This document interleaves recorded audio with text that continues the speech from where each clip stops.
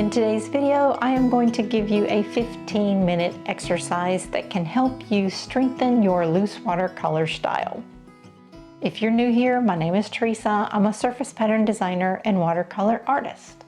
Now, in our last video, a couple of weeks ago, I gave you an exercise that would help strengthen your loose watercolor strokes. Now, that was really step one. This is step two. We are going to take a specific object and practice that over and over, let's say for a few weeks, however long you feel is necessary. It's 15 minutes a day. I have a specific object that I like to use for this, and I'll explain that later, but I wouldn't set aside any less than 10 minutes. Say you're not going to be able to do much in 10 minutes. So minimum time, 10 minutes. The sweet spot, I think, is about 15 minutes. But of course you can go longer if you want. So I think I am going to make these a series of steps to take when you are learning loose watercolor.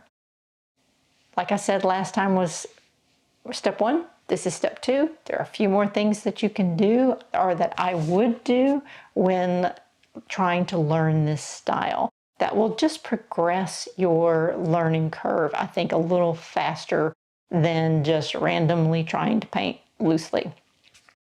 I have other videos that I think would fit well in this series, but they're older videos, so I'm going to make a playlist that will include this series plus those videos that are older that I think would be very, very helpful for anyone just starting out trying to learn this style. For loose painting, you will want something like a mop brush, or maybe this black velvet silver brush.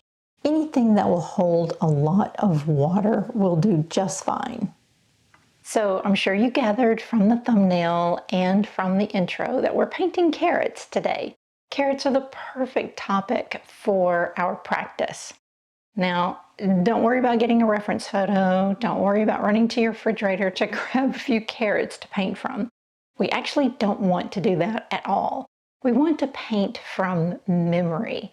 That will prevent us from getting too sidetracked into the details of a carrot. We want this to be super loose.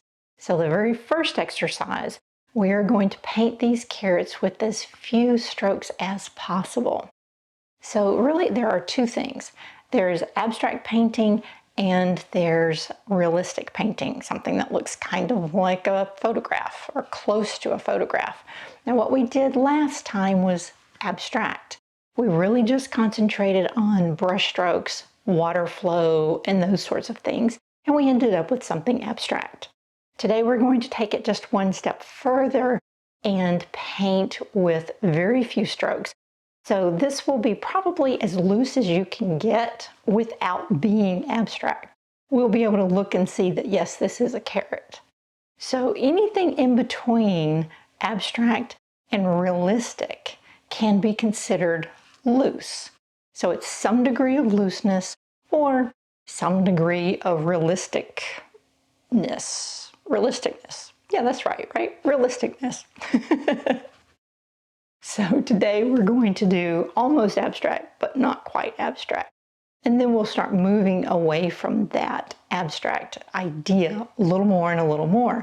And then as an artist, you can decide where do you want your artwork to fall on that scale of how loose or how realistic you want it. But first, let's get control over being super, super loose. Okay, the first little mini exercise we are going to do, or I guess you could call this a drill, is going to be super loose. So as we keep talking about, the amount of looseness is determined by the amount of water.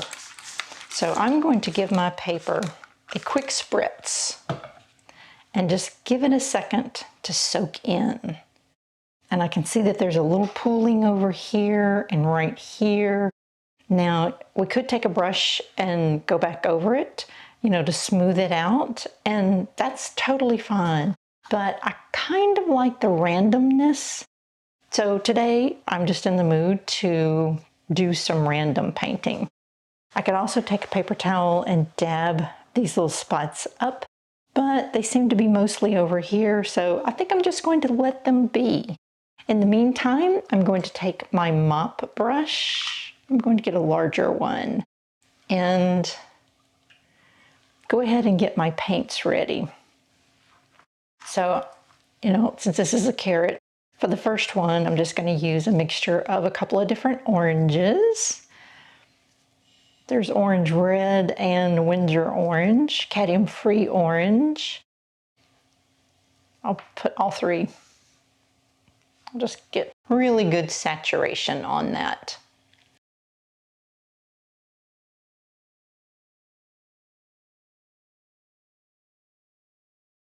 Like I mentioned, for this first one, we're only going to use one stroke. And I'm just double checking here. And I may put several on this page, but each one's just going to be one stroke.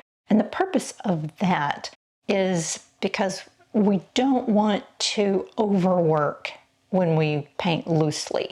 So this is just a step in teaching yourself to paint with as few strokes as possible. So for a carrot, I'll just drag it down. You can wiggle it. Okay. Try not to touch it again. And we're not going for something that you would want to frame. This is just an exercise. Maybe I'll do a different color. Really what we're doing with these 15-minute exercises is just learning about water control and what happens in different situations. So here, because we've sprayed the background, that is super loose. It has taken a basic carrot shape and changed it a little bit. See how fuzzy that is? So let's do another carrot beside it. And I might let it touch a little bit.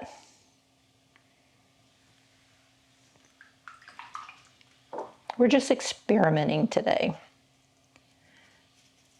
And so we're going to do several little mini drills in this 15-minute exercise. And now today it's going to go a lot longer than 15 minutes because I'm talking so much, I'm explaining so much. But when you're practicing this, 15 minutes is just a guideline. Let's do a couple more just for fun. I'm just watching. So as the paper's drying, the pigment's going to react less and less to the water on the paper. And that's what I want you to notice. How dry is your paper? Where are the water droplets? And how is it reacting? How much bleeding are we getting? And every time you do this, try to change something about the way you're doing it. Just one thing at a time. So for instance, maybe next time, apply your water with a brush and get a nice, smooth, even gloss over your paper, rather than the spray.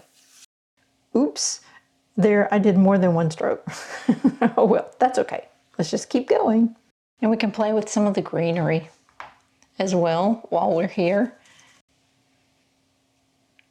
Just to really bring home the fact that these are carrots. Like I said, this is not supposed to be a masterpiece. We are just learning about the water flow. One thing to note here is that the type of paper you're using, hot press versus cold press, or a texture of some sort, will have a big effect on your results. Okay, so only spend, a few minutes. If you're really trying to keep this to 15 minutes, I would only spend 2 minutes max on this first one. Watch as it's drying. See what's happening? This is important information to note.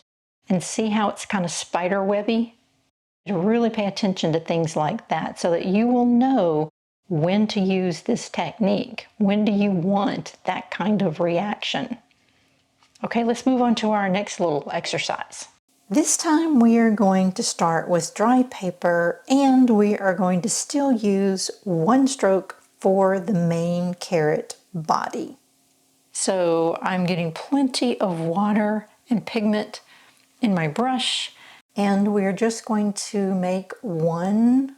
It can be wobbly, it doesn't matter. Let's just make one stroke. However it turns out, it turns out. Then we'll grab just a little bit of green, just so we know that's a carrot. That's the easiest way to paint a carrot. Now we can also put the water down first, and we don't want to overdo it, just a little bit of water, and then we're going to drop in pigment into that water. So this is called charging. And we'll just put a little bit, and we'll just kind of give it a second, let it do whatever it's going to do, and that's it. Don't overdo it. Then we'll take a little green again and make some of the green tops, and there you go. There's another carrot. And just for fun, let's just spend a few more seconds with some other colors. Just get a little pigment on the paper. That's all we want to do. Just take a little green, give it a little carrot top. There you go. There's another carrot. See, we are not concerning ourselves with any details, trying to get it right. Okay, we're just going to play through a few of these.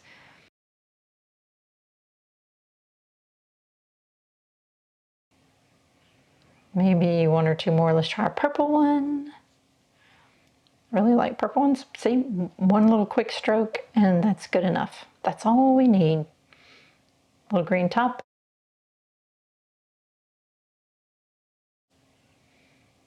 And I'm perfectly okay with the fact that there's lots of water here. There will be blooms. It doesn't matter. And I'm using a scrap piece of paper for this kind of practice, because I know this will eventually end up in the trash. Let's do one more here. A little purple one where we'll just drop in that pigment.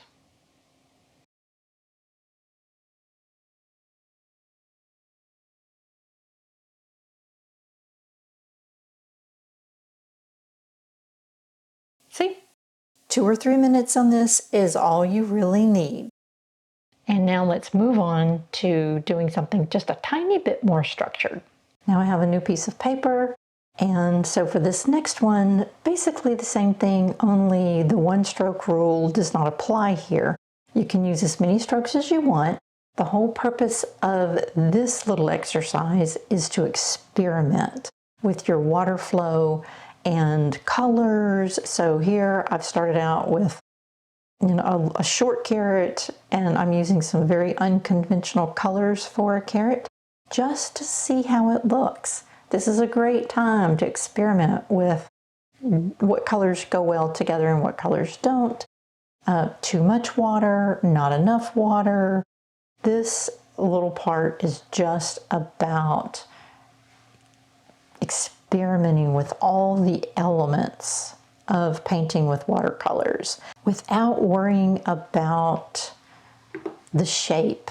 The shape of whatever we're painting often gets in the way of really learning and achieving a loose look, because we're trying to make it look perfect. So any shape goes, as long as we can say that's a carrot. That's all we care about at this point. We can also practice our lifting abilities. We can work on charging with dropping in new colors to see when does it make a bloom, when does it not make a bloom. This will also teach us, when do our carrots stop looking like carrots? How far do you push it until it stops looking like the object we want it to look like? So these are all very good things to learn. We can start adding a few little details by, basically, this is the charging technique, but because we've waited until there's not so much water in it, it's not going to spread as much. So you get to work on your timing, layering, glazing. We can work on shadowing. We can work on every aspect of painting. You might think that you would get bored painting carrots, but by keeping this a simple shape, you will start building your skills and learn to anticipate what's going to happen before you do something. So I really encourage you to do this over several days, if not several weeks. And then our next video in 2 weeks, we are going to put all these things together in a more polished carrot painting. And then after that, our tutorials are going to take these skills that we've learned and apply them to loose florals.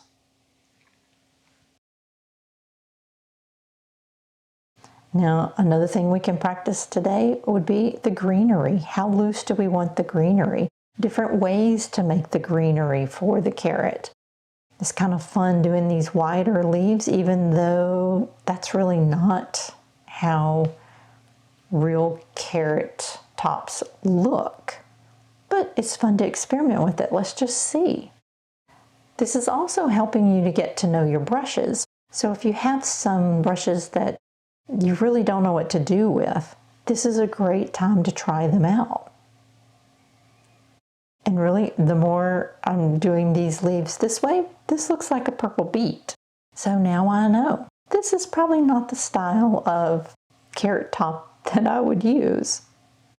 So let's just go back to doing these little dashes as if the carrot tops have been chopped off. That's the easy way to do it. And maybe we'll do some more curly ones. This is my favorite way to paint loose carrot tops. Just adding a few little frillies, little scribbles.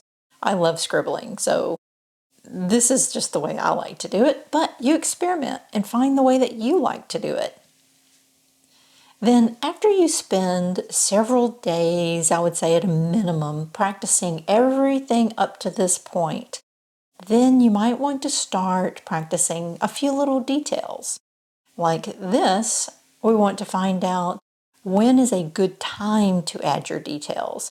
Like here, I've not allowed the pigment to dry, so I dropped in the details and then I wanted to wipe them up because I didn't like the way they were turning out. So just play with that kind of thing.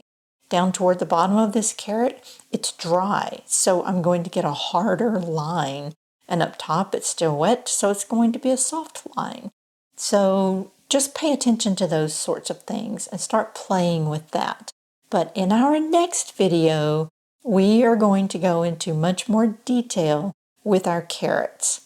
And I think you're going to be really happy with the outcome of that painting session that we will have together. So I hope that you will try this for the next 2 weeks and just whenever you can, spend at least 15 minutes practicing some of the skills that we've gone through today. You don't have to do every one of them every single time. Just you might want to mix it up even. All right, thanks for joining me today, and I will see you next time.